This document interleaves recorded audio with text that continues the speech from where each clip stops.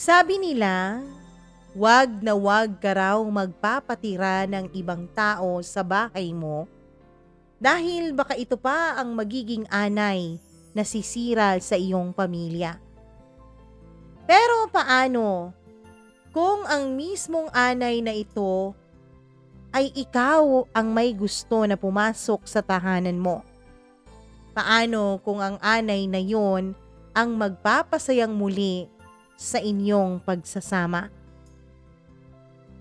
Dear Mama Mia, hindi ko maintindihan ang aking sarili kung bakit ko naisipang patirahin sa aming bahay si Joey.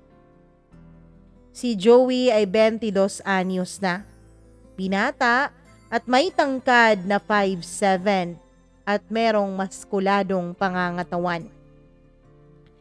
Isa siya sa aking mga tauhan sa isang pabrikang aking pinagtatrabahuan. Bagong salta lang siya sa Maynila. Laking probinsya kaya wala pang masyadong alam. May 1 buwan pa lang ang nakakalipas nang una siyang pumasok sa aming kumpanya. Mama Mia, ako nga pala si Rodel. 45 years old na, may asawa at meron ding 2 anak. Isa akong machine operator, tagagawa ng biscuit, kaya may hawak akong mga tao at isa na nga dito si Joey. Dahil nga sa tauhan ko ay madalas na nakakasabay ko siya sa tuwing kumakain. Nakakaawa ang batang ito.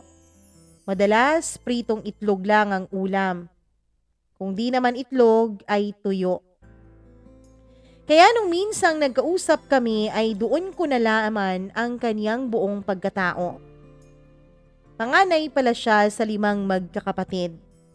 Magbubukid ang tatay niya at ang kanyang ina naman ay isang may bahay lamang. Siya ang katuwang ng kanyang tatay sa mga gawaing bukid, Mama Mia. Kaya naman masasabi mo talagang bata pa lang ay batak na batak siya sa trabaho. Kasi halata naman sa magandang hubog ng kanyang pangangatawan. Isa pa, Mama Mia, ay napakasipag na bata si Joey. Wala akong masabi sa ugali niya. Napakabait at napakamasunurin. Kaya daw nung may pagkakataon na makakapagtrabaho siya dito sa Manila, ay talagang hindi siya nagdalawang isip pang pumunta rito. Nabanggit niya rin sa akin na wala pa raw siyang matutuluyan, Mama Mia. Nakikitulog lang daw siya sa kung saan-saan at kung kani-kanino lang. Sakto lang daw kasi ang kanyang pera para sa kumakalam niyang sikmura.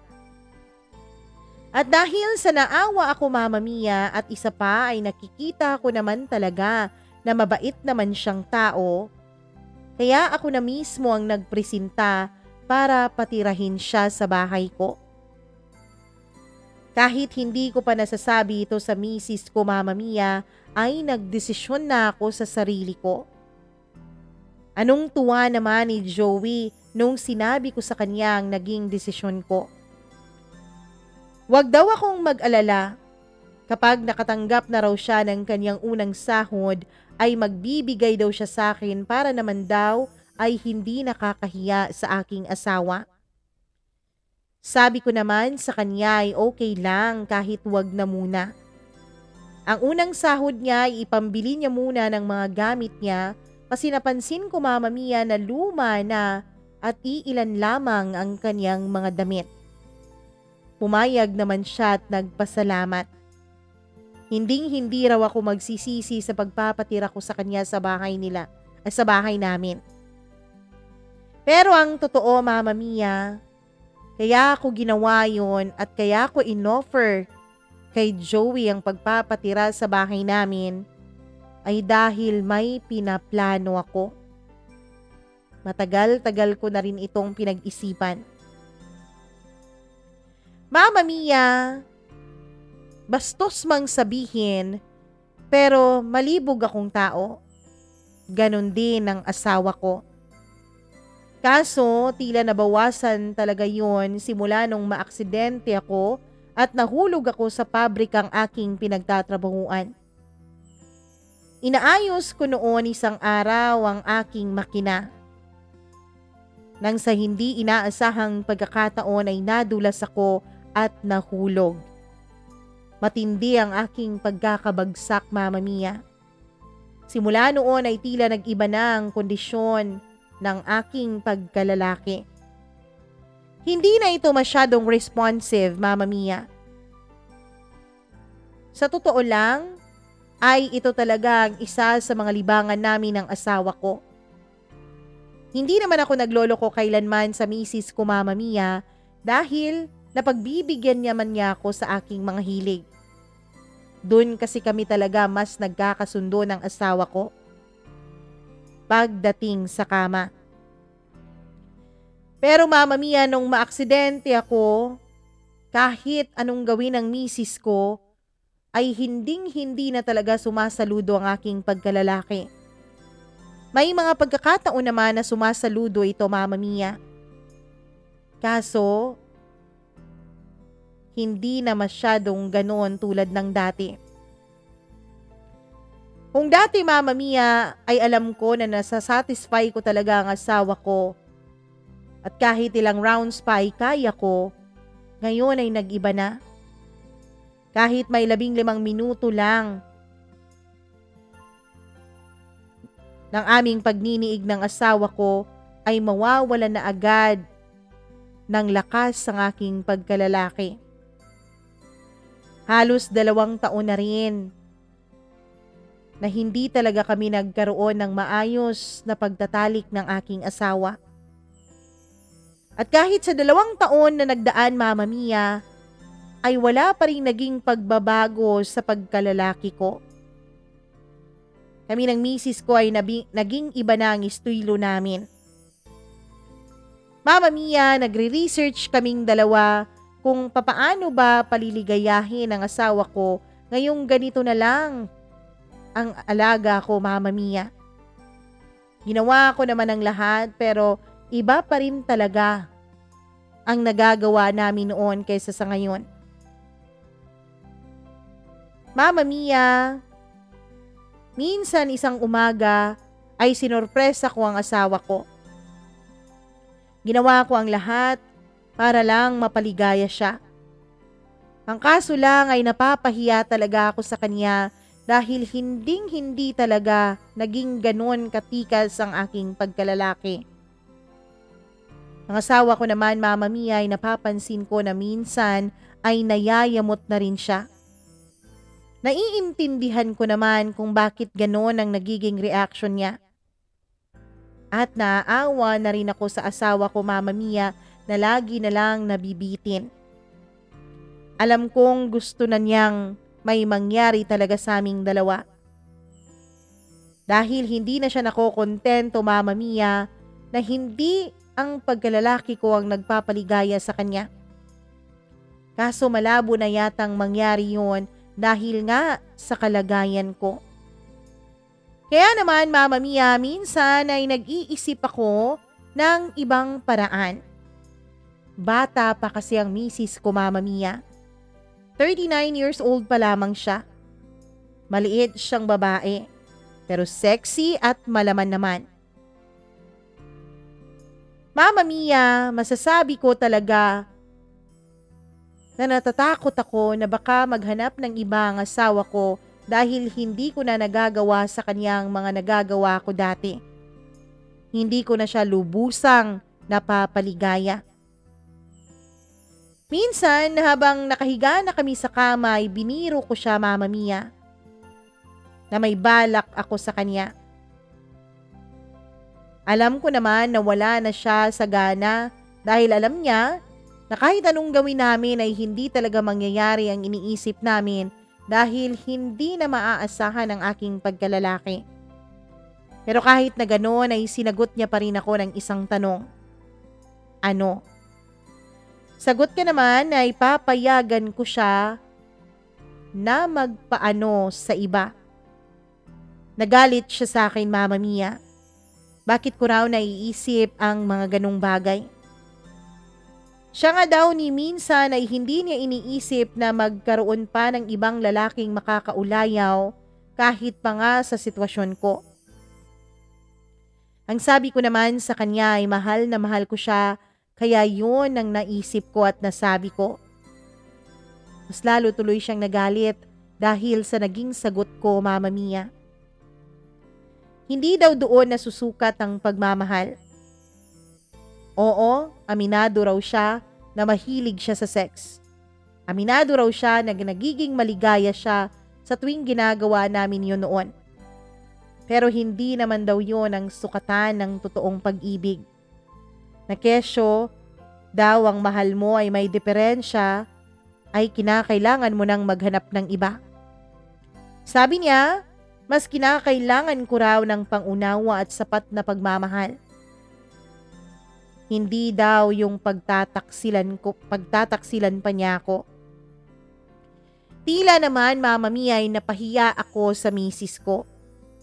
Sa bagay, tama nga naman siya. Hindi nga naman doon nasusukat ang pag-ibig ko para sa kanya. Mahal na mahal nga ako ng asawa ko, kaya naiintindihan niya ang kalagayan ko.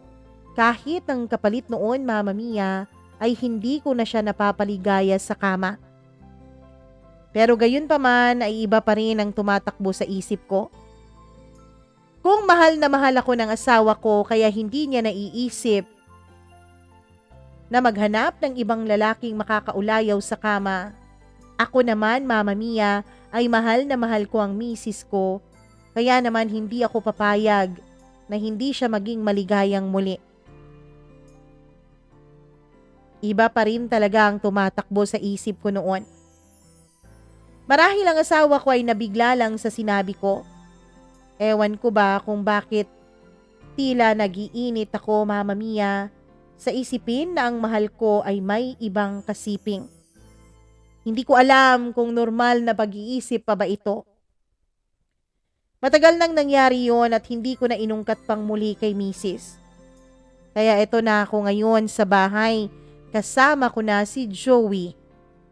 At nung araw din na yun ay ipapakilala ko siya kay misis.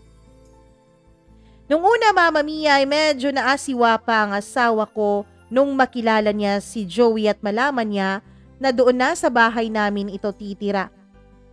Nabigla kasi siya kaya agad akong nagpaliwanag sa kanya. Dalawa lang naman kasi kami ng misis ko sa bahay most of the time. Yung dalawang anak ko kasi, Mama Mia, ay sa lola nila na uuwi dahil mas malapit daw iyon sa kanilang eskwela.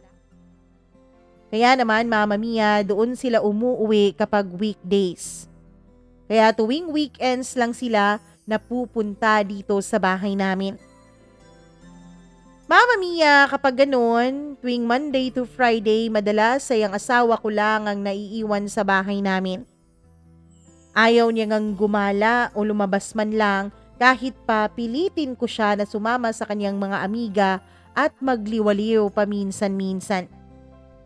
Sabi niya ay wala daw siyang panahon sa mga ganoong bagay. Homebody kasi ang asawa ko, Mama Mia, at may pagka-introvert pa, kaya mas komportable talaga siya kung sa bahay lang siya.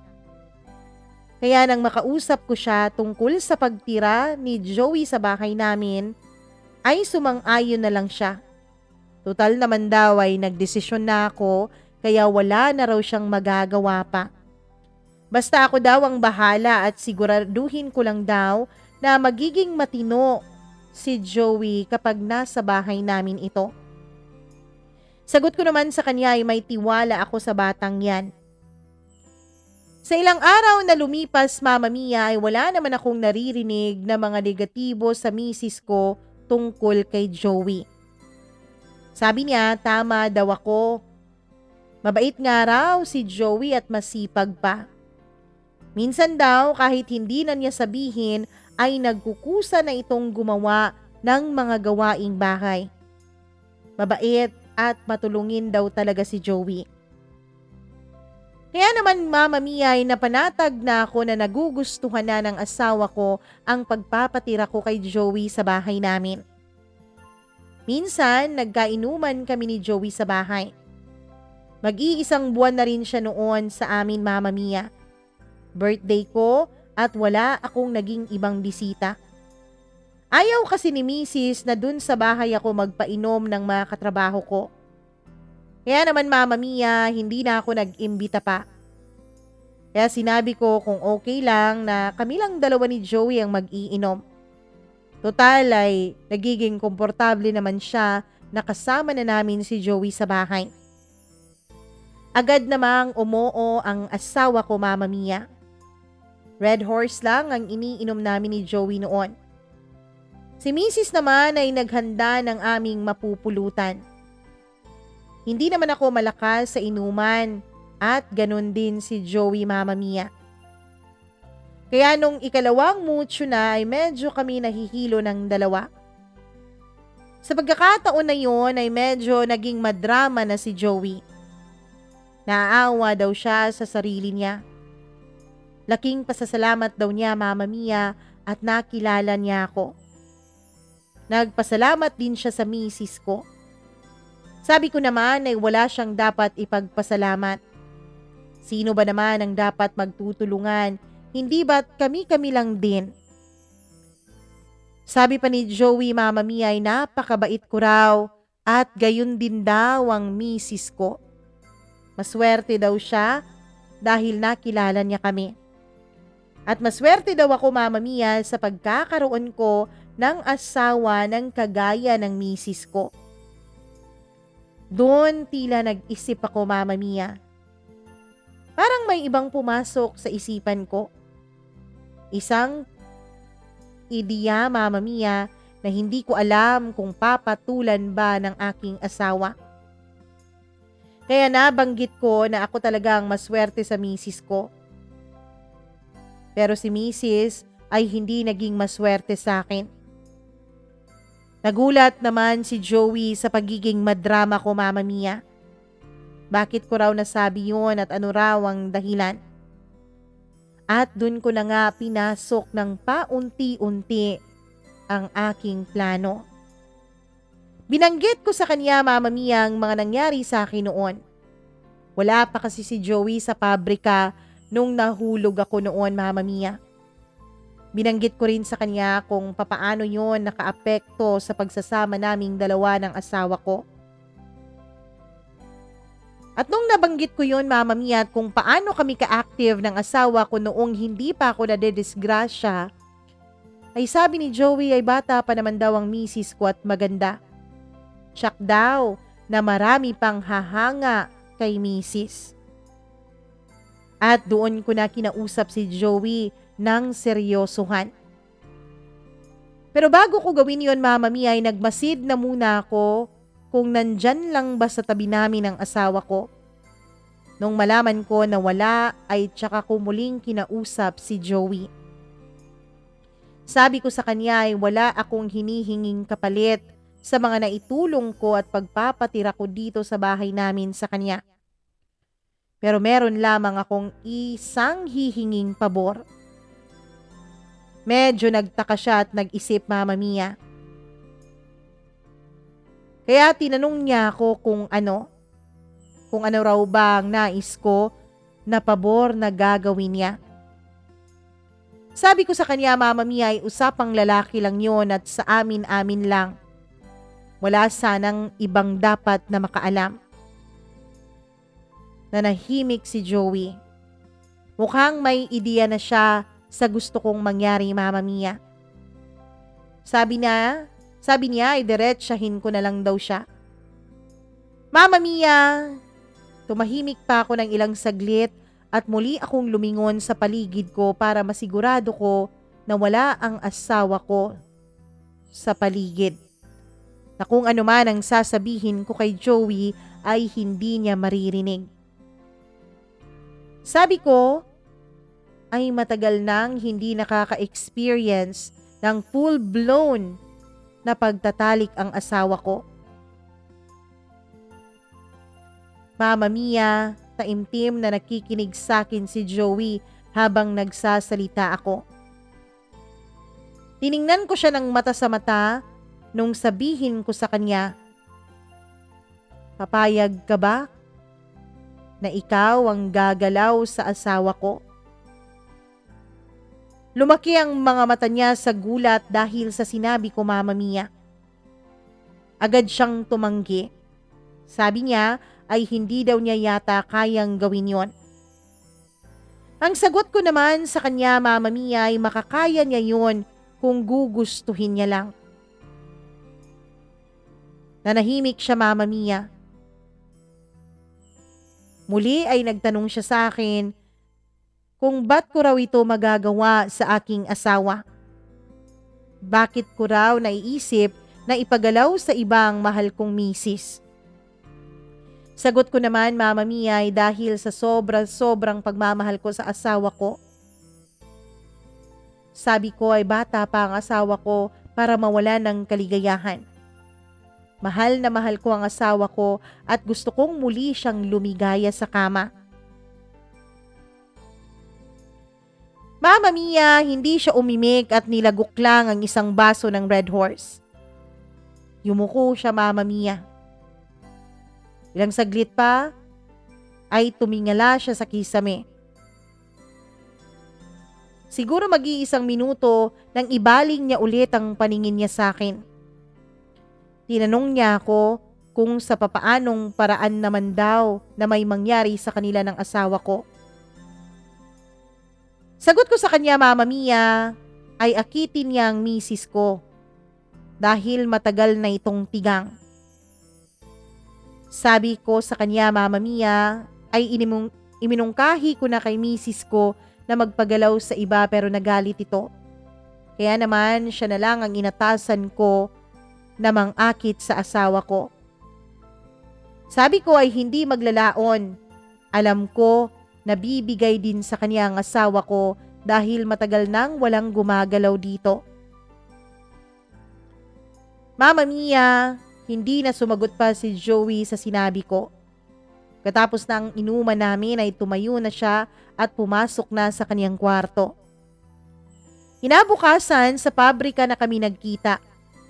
Mas maaga kasi akong pumapasok sa kanya. Doon ay muli kaming nag-usap dalawa habang nanananghalian.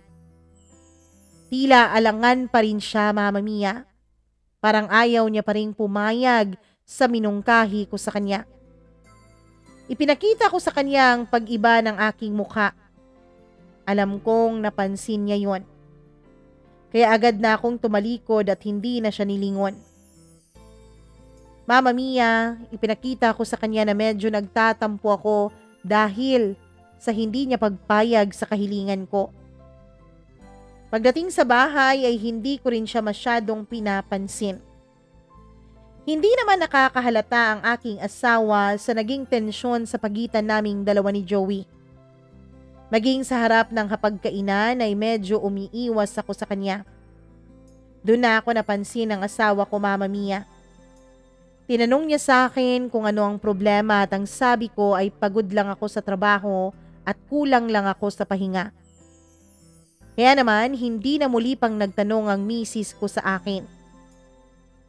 Kinabukasan, Mama Mia, ay nagkaroon kami ng meeting sa aming pinagtatrabahuan. Ang iba kong tauhan ay malilipat sa ibang makina. Kasi daw may mga bago at iti-train ko dapat ang iba. At kabilang si Joey, Mama Mia, sa mga tauhan ko na malilipat. Mag-aapat na buwan na pala siya sa 5 buwan niyang kontrata sa pabrika. Kaya pati ang oras ng pagpasok niya, Mama Mia, ay malilipat din dahil nga malilipat siya ng ibang makina.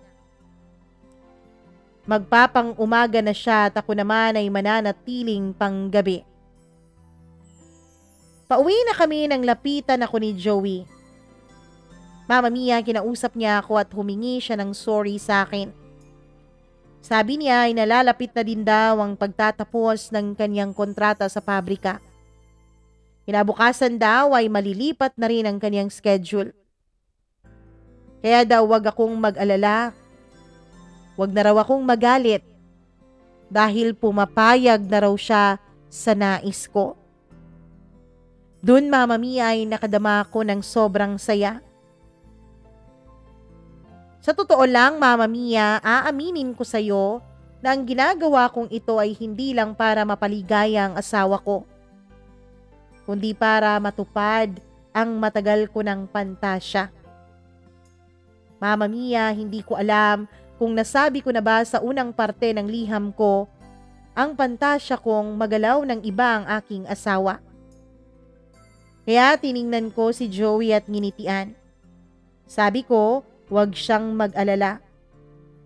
Sa lahat ng gagawin niya ay ako nang bahala. Kaya naman, Mama Mia, bago kami umuwi ay dumaan muna kami sa isang beer house. Doon ay nag-usap muli kami at inayos na ang maiging gagawin para maisakatuparan ang hinihingi kong pabor sa kanya. Sabi niya, Mama Mia, ay hindi pa raw nabibinyagan ng pagkalalaki niya. Birhen pa raw siya at wala pang karanasan sa pakikipagtalik. Sabi ko naman ay hindi naman mahirap gawin ng sex. At gaya ni Mrs. kong tigang, Chuck, ay marami siyang matututunan. Kaya bago kami umuwi ay naging maayos na ang aming pag-uusap. Sabi niya, Mama Mia, siya na raw ang bahala at tutuparin niya raw ang lahat ng napag-usapan namin. Babalitaan na lang daw niya ako.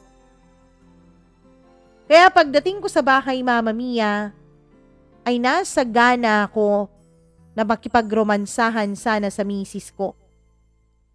Pero naisip ko na wag na muna at hayaan na muna siyang matigang. Para nang sa ganoon, Mama Mia, ay madali siyang maakit ni Joey. Si Joey na lang ang bahalang tumighaw sa kanyang pagkakauhaw. Pagkalipas ng mga araw, Mama Mia, at linggo ay tila wala namang pagbabago sa aming tahanan. Si Joey naman ay wala pa rin na ikukwento sa akin. Pero nung minsang umuwi ako ay kakaalis lang din noon ni Joey nang dumating ako.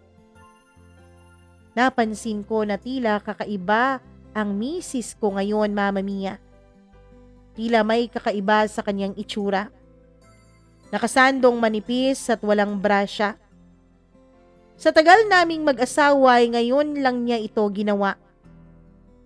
At nung pumasok na nga ako ng tuluyan sa bahay, ay tila may naaamoy na akong kakaiba. Habang pinaghahanda niya ako ng almusal, pansin ko sa kanyang pagiging balisa at minsan naman ay natutulala. Kaya naman tinanong ko siya kung may problema ba. Sagot naman niya ay wala, Mama Mia. Pagkatapos kong kumain ay nagbanyo na lang ako. At habang kumakain ako, Mama Mia, ay nahagip ng aking paningin ang manipis na panty ng asawa ko. Tila ba basa ito? At nung tiningnan ko nga iyong mabuti ay doon na ako nagduda. Mama Mia, kakaibang lagkit nito at tila ba bago pa. At nung aking amuyin ay hindi nga ako maaaring magkamali. Alam na alam ko ang amoy na yun, Mama Mia. Pinagsamang amoy ng isang lalaki at ng isang babae. Doon ay tila nagtambol ang aking dibdib sa sobrang kaba at sa sobrang excitement. Ang init ay biglang umakyat sa aking ulo. Pero hindi dahil sa galit. Hindi rin dahil sa nainsulto ako, Mama Mia. Dahil ang totoo ay ako naman ang humiling noon kay Joey. Mama Mia, sa totoo niyan ay tila tumaas pa ang pagnanasa ko. Natupad na marahil ang aking pantasya. Ang kagustuhan kong magalaw ng iba ang mahal kong asawa. Sa matagal na panahon na walang bumibisita sa kanyang pagkababae, Mama Mia, ay deserve naman niya nang magkaroon ng panibagong ligaya.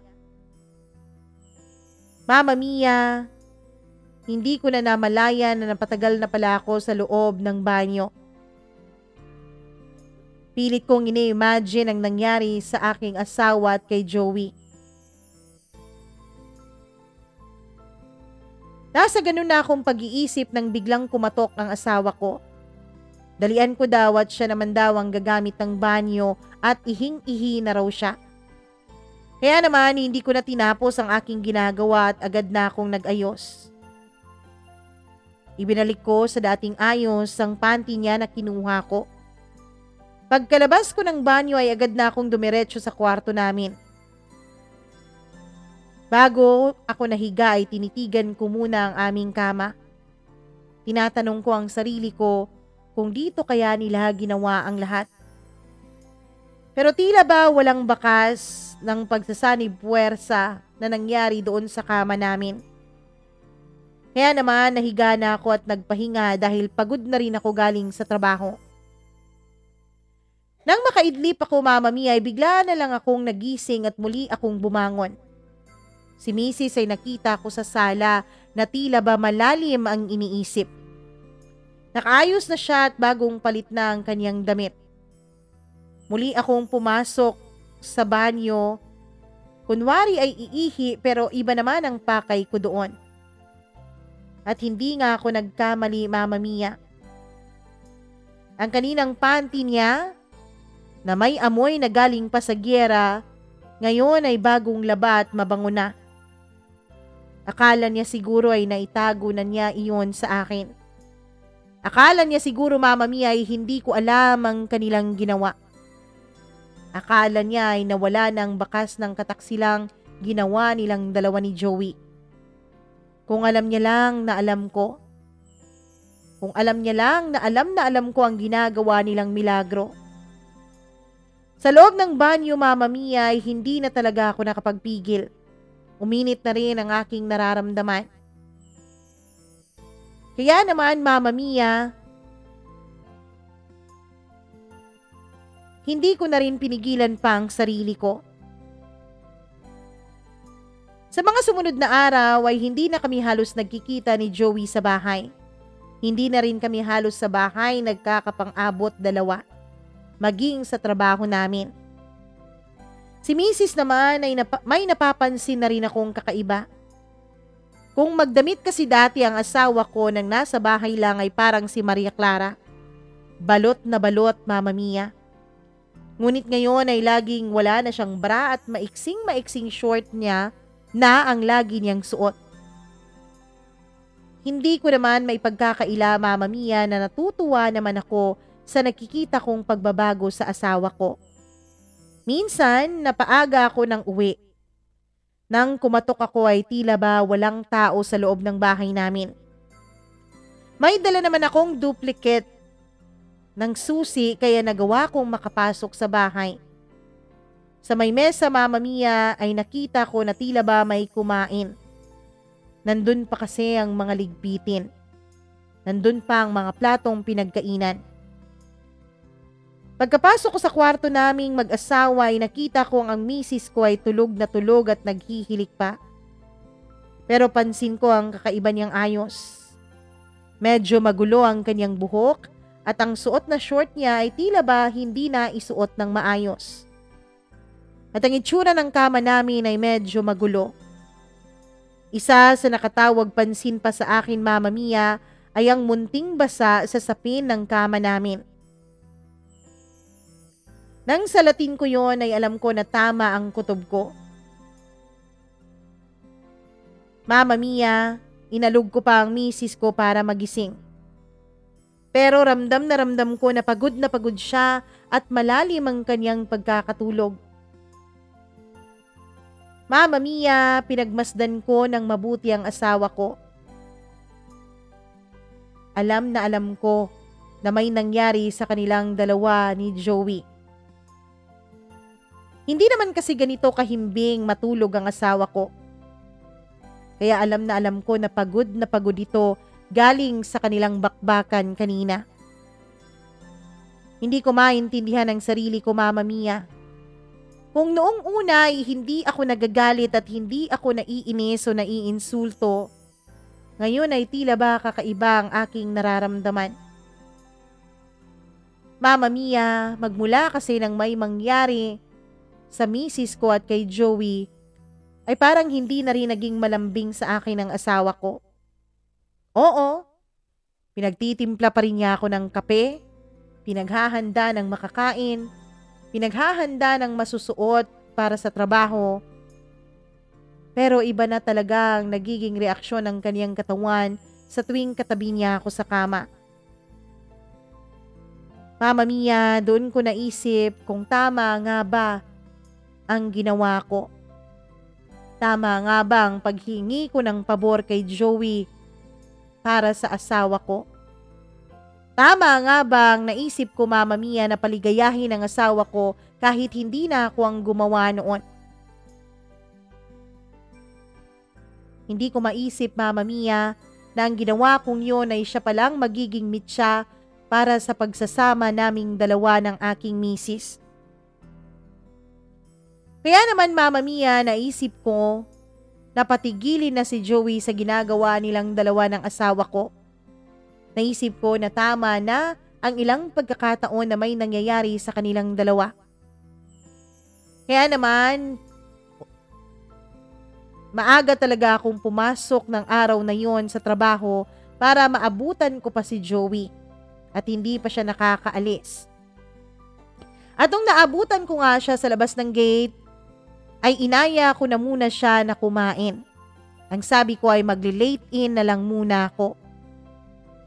Habang kumakain kami, Mama Mia, ay hindi ko malaman kung papaano ko sisimulan na sabihin sa kanya ang aking ninanais. Nakatapos na kami sa pagkain ay wala pa rin ni isang salita na namutawi mula sa aking bibig. Kaya naman tinitigan ko na lang siya ng maigi. Doon ay nagtanong siya kung ano raw, may dumi ba raw siya sa mukha. Sabi ko, alam ko na may nangyayari na sa kanila ng asawa ko. Doon, Mama Mia, ay tila nabalisa siya. Humingi siya ng tawad sa akin dahil hindi siya nagkwento. Ang sabi niya kasi ay hindi niya alam kung papaano sisimulang ikwento sa akin na naganap na ang gusto kong mangyari sa kanila ng misis ko. Mama Mia, tinanong ko siya kung nagustuhan niya ba. Ang sabi niya ay oo at tama nga raw ako at marami siyang natutunan na mga estilo sa asawa ko. Sabi ko naman, Mama Mia, kung gano'n ay pwede nyo nang itigil ang lahat. Bigla siyang napatigil at tumingin sa akin. Sabi niya, bakit? Sabi ko, yun lang naman ang nais ko, na makatikim muli ang asawa ko ng ligaya ng pagniniig. Hindi ko naman sinabi na araw-arawin nilang dalawa. Pero pagkatapos kong sabihin yun ay tumawa ako para mapagaan ang tensyon sa pagitan namin. Joey, pwede ba na itigil nyo na ang ginagawa nyo ng asawa ko? Ayos na yun. Good job ka doon. Tama na. Salamat ha. Ang sabi ko sa kanya. Mama Mia, ilang sandali pa ay tumango siya. Sabi niya, okay daw. Sabi niya may nililigawan na rin naman daw siyang iba kaya pwede na nilang itigil yun ang asawa ko. Napanatag ang loob ko, Mama Mia, sa sinabi ni Joey. Alam ko kasi na mabait siyang bata. Alam ko natuto pa rin niya ang sinabi niya sa akin. Pero Mama Mia, makalipas ang 1 linggo lang, ay may napansin na naman akong kakaiba sa bahay namin. Alam na alam ko kasi ang amoy nang galing sa isang gyera, Mama Mia. Sang umaga nang umuwi ako, ay yun ang naaamoy ko. Kaya alam ko, Mama Mia, na may nangyayari pa rin sa kanila ni Joey at ng aking butihing asawa. Kaya naman umabsent talaga ako nung araw na yun. Nag-text ako sa supervisor ko at ang sabi ko ay masama ang pakiramdam ko. Pero ang gusto ko lang, Mama Mia, ay maabutan ko si Joey sa bahay namin. Pero walang Joey na umuwi. Naghintay ako hanggang alas 11 ng gabi pero hindi pa rin siya umuwi, Mama Mia. Kaya naman natulog na lang ako. Ang sabi ko ay bukas ko na lang siya kakausapin. Nag-alarm pa ako ng alas 4 ng umaga, Mama Mia. Bago ako matulog ay binigyan ako ng asawa ko ng gatas. Yun kasi talaga ang pampatulog ko, Mama Mia, kapag day off ko dahil hindi ako masyadong nakakatulog sa gabi dahil nasasanay ang katawan ko na gabi kong matulog na umaga kong matulog dahil pang gabi ang pasok ko. Kaya naman kinakailangan ko talaga ang gatas para ma-relax ang aking katawan at makatulog ng umaga. Mama Mia, nung gabing yun ay mahimbing ang naging tulog ko. Natupad naman ang inalarm ko sa cellphone ko na alas 4. Pagkagising ko ay lumabas ako at nagtimpla ng kape. Nagtaka ako, Mama Mia, dahil wala ang asawa ko sa buong bahay. Siguro ay maaga siyang lumabas para bumili ng pandesal. Yun kasi talaga ang paborito kong almusal, Mama Mia, kapag day off ko hindi ako nagtatrabaho. Mama Mia, habang naghihintay ako, natapos ko na lang inumin ang kape ko ay walang dumating na asawa ko. Tingnan ko rin ang relos at alam ko na anumang oras ay darating na si Joey. Kaya naghintay ako, Mama Mia. Naisip ko na mabuti na lang at hindi pa dumarating ang asawa ko dahil makakausap ko ng masinsinan si Joey. Pero Mama Mia, namuti na lang ang mga mata ko sa kakaintay. Wala ring Joey na dumating. Doon ay kinutuban na ako ng masama. Agad akong pumasok sa kwarto namin at tiningnan ko ang mga cabinet kung nandoon pa ba ang mga gamit ng asawa ko. Mama Mia, nanlumo ako dahil wala na roon ang mga gamit ng aking misis. Wala na ang kanyang mga damit. Bigla akong lumabas sa kwarto naming mag-asawa at pinasok ko ang kwarto kung saan tumutuloy si Joey. Doon din, Mama Mia, ay wala na rin ang mga gamit ni Joey. Pero sa kama, Mama Mia, ay may nakita akong isang papel. Nung binuksan ko yun ay isa palang liham para sa akin. Galing kay Joey. Sa liham niya, Mama Mia, ay humihingi siya ng tawad dahil hindi na niya magagawa pang itigil ang namamagitan sa kanila ng asawa ko. Dahil minamahal na raw niya ang aking misis. Ang sabi niya, Mama Mia, ay mahal na rin daw siya ng asawa ko at hindi na raw papayag ang asawa ko na iwan niya. Kaya naman magpapakalayo-layo na lang daw silang dalawa. Ang sabi pa niya, Mama Mia, ako rin naman daw ang may kasalanan ng lahat. Dahil ako daw ang nag-udyok sa kanya na akitin ang asawa ko. Ako daw ang nag-udyok sa kanilang dalawa na paulit-ulit na may mangyari sa kanila hanggang sa magkahulugan na nga silang dalawa ng loob. Mama Mia, nagpupuyos ang damdamin ko sa aking natuklasan. Hindi ko alam na ang plano kong paligayahin ng asawa ko ay tinuloy-tuloy pala nila hanggang sa naging maligaya na nga siya kahit wala na ako sa piling niya. Hindi ko alam, Mama Mia, kung saan tumuloy sina Joey at ang misis ko. Dahil nung tiningnan ko sa HR ang record ni Joey kung saan ang probinsya nila, nang puntahan ko ito doon ay wala sila roon. Ang sabi ng mga magulang ni Joey ay hindi raw ito umuuwi sa kanila. Nagtataka nga sila, Mama Mia, dahil may ilang buwan na rin daw itong hindi nagpapadala ng pera. Dati naman daw ay nagpapadala ito ng sustento para sa mga kapatid niya. Kaya naman naisip ko, Mama Mia, na siguro ay matagal na talaga nilang pinaplano ng asawa ko na lumayas at magtanan. Siguro ay matagal nang nag-iipon si Joey para mangyari ang lahat ng yon. Mama Mia, sa ngayon ay hindi ko pa rin sila nahahanap dalawa. Hindi ko alam kung masaya ba sila sa piling ng isa't isa. Hindi ko alam kung sila pa rin bang dalawa. Siguro nga ay sila pa rin dahil hindi pa rin umuuwi ang misis ko sa amin. Ang mga anak ko naman ay nagtatanong kung saan nagpunta ang nanay nila. Hindi ko naman alam kung papaano yun sasagutin, Mama Mia.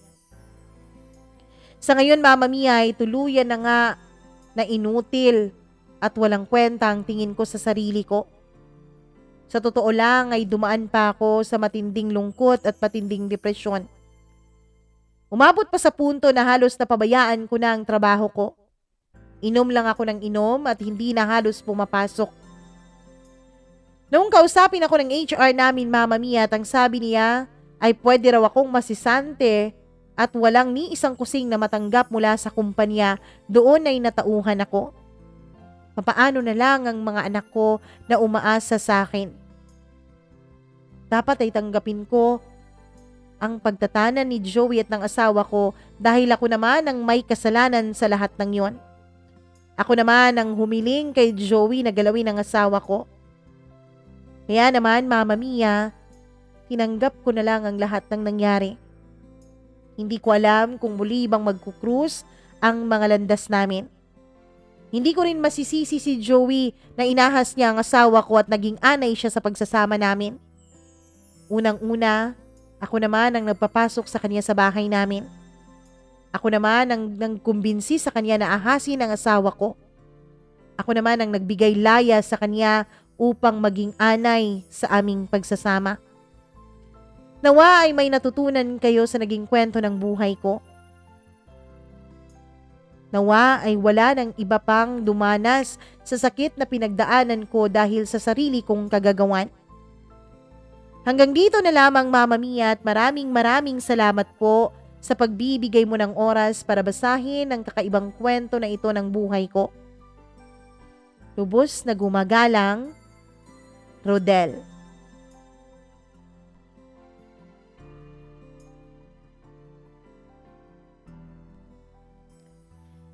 Rodel, hindi ko alam kung sasabihin ko ba sa iyo na in Bisaya word, Mirisi. Di ko alam kung anong Tagalog term nun. Pero, bilib din naman ako sa pagmamahal mo sa asawa mo. Gusto mong lumigaya siya kahit ibang lalaki na ang nagpapaligaya sa kanya. Kaya lang, tama ka naman sa sinabi mo, walang ibang dapat sisihin sa nangyari kundi sarili mo. Ikaw ang may kagagawan kung bakit nangyari ang lahat ng yon. At isa lang masasabi ko sa iyo, Rodel. Proud pa rin ako dahil nalagpasan mo ang pagsubok na ito ng buhay mo. Na inisip mo pa rin ang kapakanan ng mga anak mo. Hindi ka walang kwenta, hindi ka inutil dahil isa kang mapagmahal na ama. Yun na lang ang pagtuunan mo ng pansin ngayon. At sa misis ni Rodel, kung maaabot mo man itong kwento ng buhay niyo dito sa ating YouTube channel, nawa ay kumonta ka naman at humingi man lang ng tawad. Kahit nasabihin pa natin na si Rodel naman ang dahilan ng lahat ng yan, may kasalanan ka pa rin. May sinumpaan kayo sa harap ng Diyos. Panunumpa na magsasama kayo sa hirap at ginhawa. Yun ay binitawan mo ng basta-basta dahil lamang kay Joey. Maraming salamat sa pakikinig nyo sa kwento ni Rodel. Kung meron po kayong sariling kwento na gustong i-share dito sa ating YouTube channel, mag-email lamang po kayo mamamiacdo0317@gmail.com. Huwag niyo pong kalimutan na mag-subscribe kung hindi pa kayo nakapag-subscribe dito sa ating YouTube channel at i-click ang notification bell para lagi kayong maging updated sa bawat kwento na ating i-upload. Ako po ang inyong Mama Mia.